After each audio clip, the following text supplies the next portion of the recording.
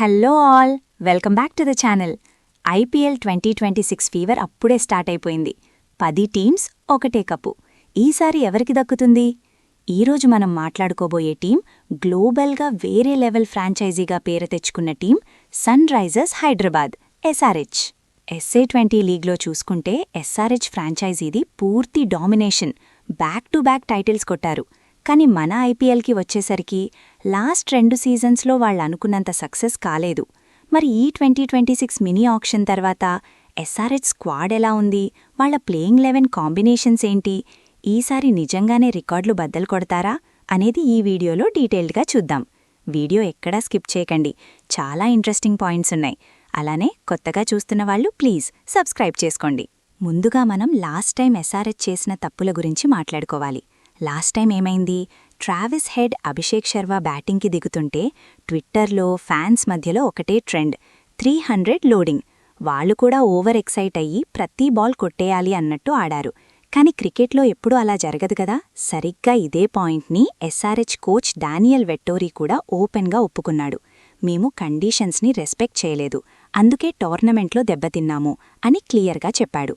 కాబట్టి ఈసారి ఆ ఓవర్ అగ్రెషన్ని పక్కన పెట్టి సిచ్యువేషన్కి తగ్గట్టు ప్రాపర్ క్రికెట్ ఆడితే మాత్రం ఎస్ఆర్హెచ్ని ఆపడం చాలా కష్టం. ఇక SRH probable playing 11 batting lineup ఎలా ఉండబోతుందో చూద్దాం. టాప్ ఆర్డర్ చూస్తే భయం వేస్తుంది కదా.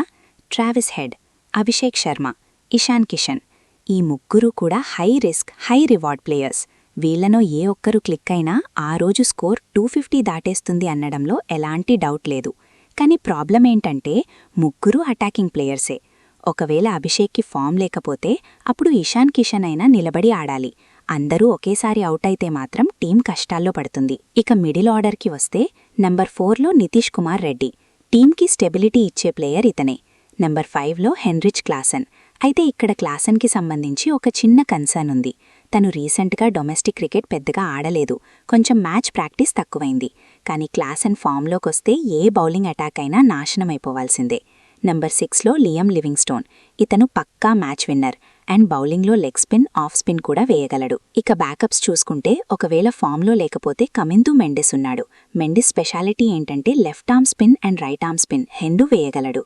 అలానే లోయర్ ఆర్డర్లో సలీల్ అరోరా, అనికేత్ వర్మ, స్మరణ్ రవిచంద్రన్, కర్ణాటక క్లాసిక్ హిట్టర్ లాంటి సూపర్ బ్యాకప్స్ ఉన్నాయి. చాలామంది ఎస్ఆర్హెచ్ బౌలింగ్ చూసి అదేంటి బౌలింగ్ వీక్గా ఉంది అనుకుంటారు. బట్ బిలీవ్ మీ, ఇది పక్కాగా పనిచేసే వర్కింగ్ యూనిట్. మన కెప్టెన్ ప్యాట్ కమిన్స్ ఉన్నాడు. ఏ టీం అయినా మన బౌలర్స్ని ఉతికేస్తున్న టైంలో టఫ్ సిచ్యువేషన్స్లో కమిన్స్ వచ్చి లీడ్ చేస్తాడు. అలానే హర్షల్ పటేల్ పరుగులు కొంచెం ఇచ్చినా తన స్లో బాల్స్తో క్రూషియల్ వికెట్స్ తీయగలడు. అతనికి బ్యాకప్గా జయదేవ్ ఉనద్కత్ ఉన్నాడు. ఇక యంగ్ టాలెంట్ విషయానికి వస్తే ఓంకార్ ధర్మాలే. వీడికి చాలా టాలెంట్ ఉంది. ఎగ్జిక్యూషన్లో యాక్యురేట్గా స్టంప్స్ని టార్గెట్ చేస్తాడు. అతనికి బ్యాకప్గా శివం మావి ఉన్నాడు. స్పిన్ డిపార్ట్మెంట్లో హర్ష్ దూబే గురించి ఖచ్చితంగా మాట్లాడుకోవాలి. డొమెస్టిక్లో హయ్యెస్ట్ వికెట్ టేకర్గా రికార్డ్ క్రియేట్ చేశాడు. తనతో పాటు జీషన్ అన్సారీ ఇంపాక్ట్ ప్లేయర్గా బెస్ట్ ఆప్షన్. మరియు శివం కుమార్ అనే లెఫ్ట్ ఆర్మ్ చైనామ్యాన్ బౌలర్ ఉన్నాడు. ఇతను బౌలింగ్ మాత్రమే కాదు, సిక్సర్లు కూడా బాదగలడు.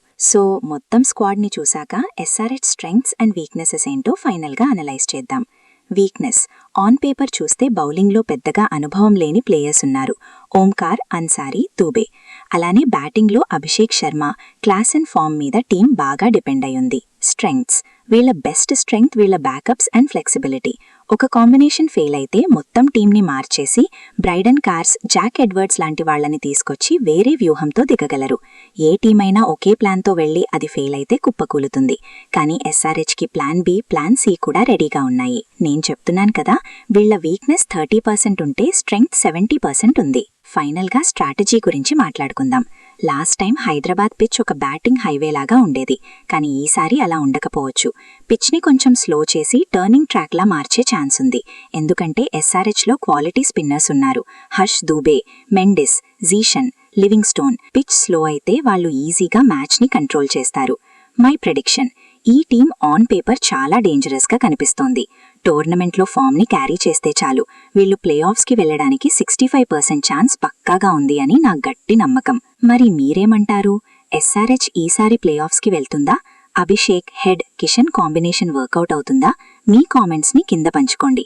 ఈ వీడియో నచ్చితే లైక్ చేయండి, మీ క్రికెట్ లవర్స్ ఫ్రెండ్స్తో షేర్ చేయండి and please subscribe to the channel. మళ్ళీ ఇంకో టీమ్ ప్రివ్యూతో కలుద్దాం. Until then take care. Bye bye.